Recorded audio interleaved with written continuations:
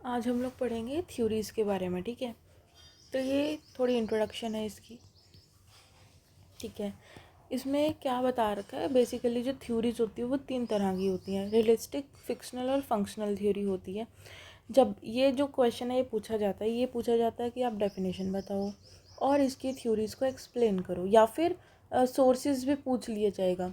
तो कई बार क्या होता है, ये तीनों टॉपिक साथ में आ जाते हैं। तो आज हम लोग थ्योरीज वाला कर लेंगे, डेफिनेशन और सोर्सेज हम बाकी लेक्चर्स में कवर कर लेंगे।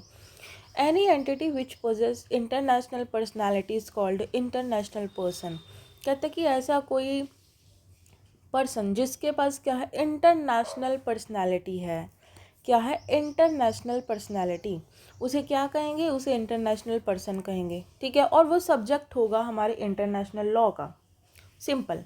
ठीक है, ओफेम ने क्या बोला था, ओफेम ने काफ़ी सारी डेफिनेशंस दी हैं, हम लोग डेफिनेशंस में देखेंगे। One who is a subject of international law itself to be enjoy rights. कहता कि ऐसा सब्जेक्ट है इंटरनेशनल लॉ का जो कि अपने राइट्स को इंजॉय करता है, अपने ड्यूटीज़ को, अपने पावर्स को इंजॉय करता है और इस्टेब्लिश करता है इंटरनेशनल लॉ में। ये किसने कहा, ये ओफेम ने कहा। The capacity to act on the international plan either directly or indirectly। कहते हैं कि यहाँ पर बस ये पता क्या, ये समझने वाली चीज़ नहीं है, ये सिर्फ याद करने वाली चीज़ है। ठीक है, जो लाइन मैं आपको बता रही हूँ बस आपको उसे याद करना है, क्योंकि इसमें समझने वाला कुछ भी नहीं है। इसने ये डेफिनेशन दिया, आपको पता है डेफिनेशन हमें एज इट इज़ वैसे ही लर्न करनी पड़ती है।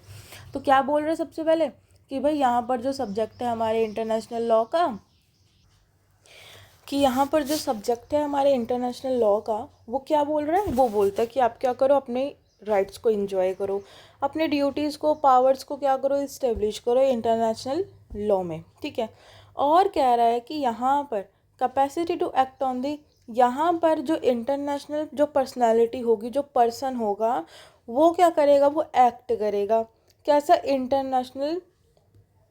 इंटरनेशनल के बेसिस पे एक्ट करेगा, या तो डायरेक्टली करेगा या इनडायरेक्टली करेगा। ठीक है, अनदर स्टेट के लिए। ठीक है, अब मान लो कि इंडिया का कोई पर्सन है, वो क्या कर रहा है, वो जापान के लिए भी काम कर रहा है, तो मतलब इंटरनेशनल लेवल पे ये ऐसे एक्ट करते हैं डायरेक्टली और indirectly. In the case of protected states an entity capable of possessing international rights and duties. देखो फिर वही सेम बात कि यहाँ पर क्या है, कैपेबल है वो पोजेस करने के लिए क्या, इंटरनेशनल राइट्स को, ड्यूटीज़ को, जिसके पास कैपेसिटी है मेंटेन करने का राइट्स को, वो हमारा क्या हो जाएगा, वो हमारा सब्जेक्ट हो जाएगा इंटरनेशनल लॉ का। जो कंसेप्ट है इंटरनेशनल पर्सन, वो डराइव्ड हुआ है इंटरनेशनल लॉ से। Rights, duties and capacity to maintain its rights bring international claims determined by the rules of the international law. कि ड्यूटीज़, राइट्स, जो भी हम कैपेसिटी को मेंटेन करते हैं, क्लेम्स करते हैं, ये कहाँ से आता है, ये इंटरनेशनल लॉ से ही आता है। सिंपल, देखो सेम लाइन बार बार बोली गई है, तो आपको बस इसमें से क्या करना है, 2-3 लाइनें आप साइड में लिख लेना और उसे ही लर्न कर लेना। ठीक है, अब ये थ्योरीज 3 तरह की होती है, रियलिस्टिक, फिक्शनल और फंक्शनल। रियलिस्टिक थ्योरी में क्या कहा गया, states only are subject of the international law, this is a traditional concept of the international law. पहला वर्ड याद कर लो कि ये क्या है, ये ट्रेडिशनल कंसेप्ट है हमारे इंटरनेशनल लॉ का। State alone are the bearers rights and obligations. कहते हैं कि स्टेट जो होती है, स्टेट के खुद के राइट्स और ऑब्लिगेशंस, ऑब्लिगेशंस का मतलब होता है ड्यूटीज़, कि स्टेट की खुद की क्या होती हैं, राइट्स होते हैं और ऑब्लिगेशंस होती हैं इंटरनेशनल लॉ में। इस थ्योरी को क्या है, रियलिस्ट थ्योरी कहा गया है। हुज प्रपाउंड्स अज्यूम्ड दैट, देखो बेसिकली थ्योरीज क्या होते हैं, जो बड़े बड़े फिलोसफर्स होते हैं वो थ्योरीज को बनाते हैं, भाई अपना दिमाग यूज़ करके कुछ भी लिख देते हैं। ठीक है, जैसा वो ऑब्जर्व करते हैं वैसा वो लिख देते हैं। लेकिन यहाँ पे काफ़ी ज़्यादा कॉन्ट्राडिक्ट हो जाता है, आपने पॉलिटिकल साइंस में देखा होगा, काफ़ी थ्योरीज आती है वहाँ पे भी, तो वैसा ही है। तो कह रहा है कि ये जो थ्योरीज है, ये जिसने प्रपाउंड करी, ये जिसने बनाई, उसने क्या चीज़ एज्यूम किया, उसने एज्यूम किया कि that the state is an entity of a legally distinguishable from the human beings. कह रहा है कि जो इंटरनेशनल लॉ है, या जो हमारा स्टेट है, स्टेट क्या है, अलग है, लीगली क्या है, अलग है ह्यूमन बींग से, उसने ये बताया। पहला पॉइंट क्या बन गया हमारा कि जो स्टेट है वो एक लीगल एंटिटी है और वो अलग है ह्यूमन बींग से। फिर कह रहा है कि while the former are the subject of the international, ये करने की ज़रूरत नहीं है।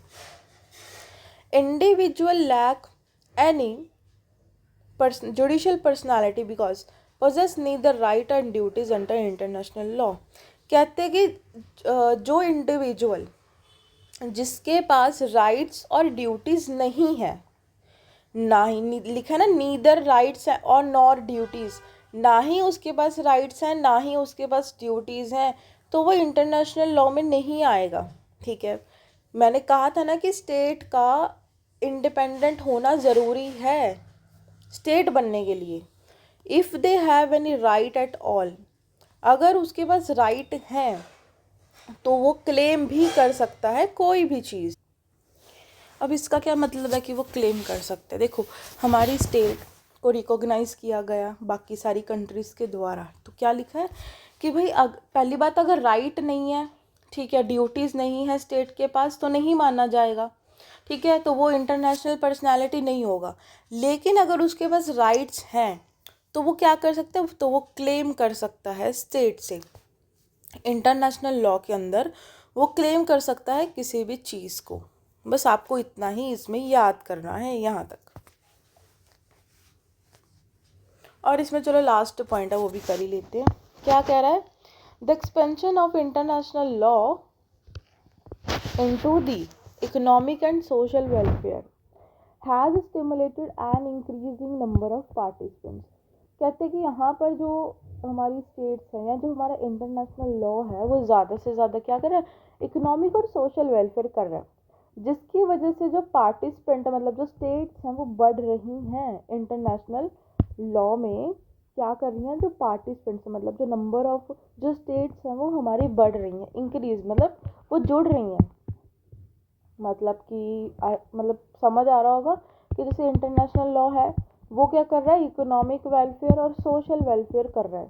तो ये वेलफेयर कर रहे हैं, तो जो बाकी स्टेट्स हैं वो इसके साथ जुड़ रही हैं। ठीक है, ये कहा गया इस थ्योरी में। ठीक है, फिर है फिक्शनल थ्योरी। ये है बिल्कुल अलग, जो हमने इस वाली थ्योरी में पढ़ा वो बिल्कुल अलग है इस वाली से। Individual only are subject of international law like municipal law. यहाँ पे बोलते बहुत सारे लॉ, हमने रियलिस्टिक थ्योरी में सिर्फ क्या बात करी, राइट्स, ड्यूटीज़, ऑब्लिगेशंस के बारे में बात करी और इंटरनेशनल लॉ के बारे में बात करी। लेकिन यहाँ पर ये बात कर रहा है म्यूनिसिपल लॉ, काफ़ी सारे लॉज के बारे में। It is because states do not have a soul and they have no capacity to form the express autonomies।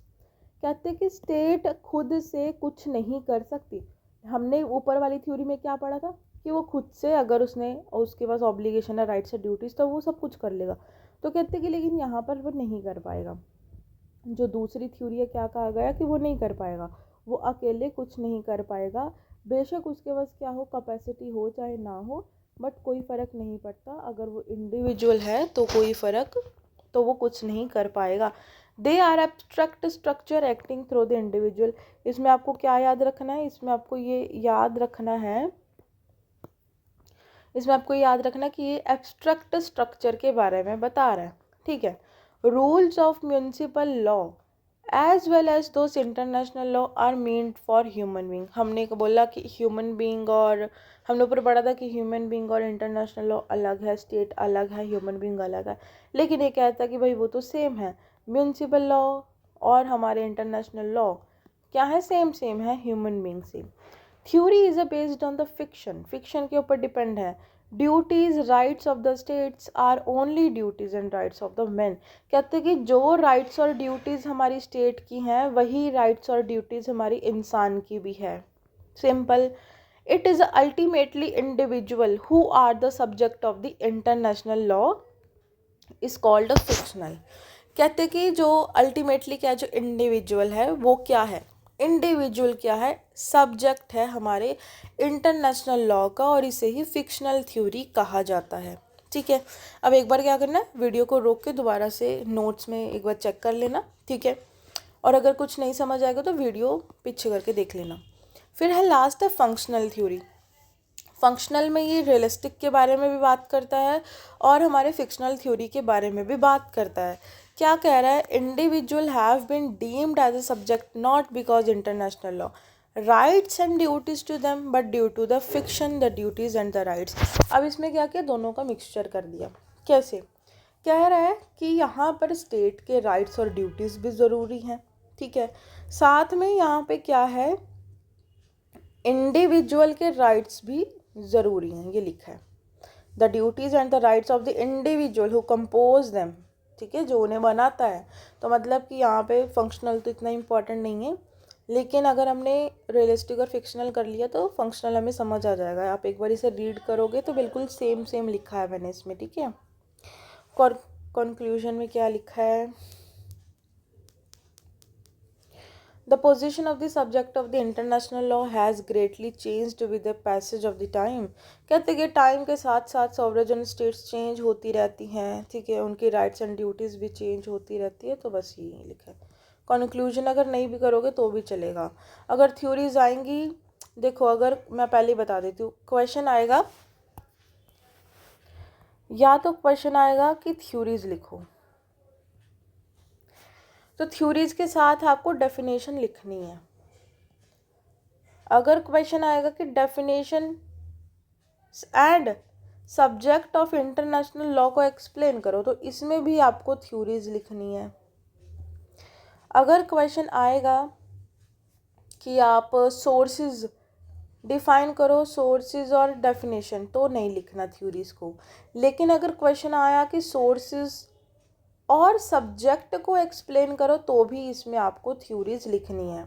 अब मैंने बता दिया कि इसके क्वेश्चन कैसे कैसे आ सकते हैं, तो कहाँ आपको थ्योरीज लिखनी है कहाँ नहीं, इसे नोट डाउन कर लेना, ठीक है, नोटबुक में।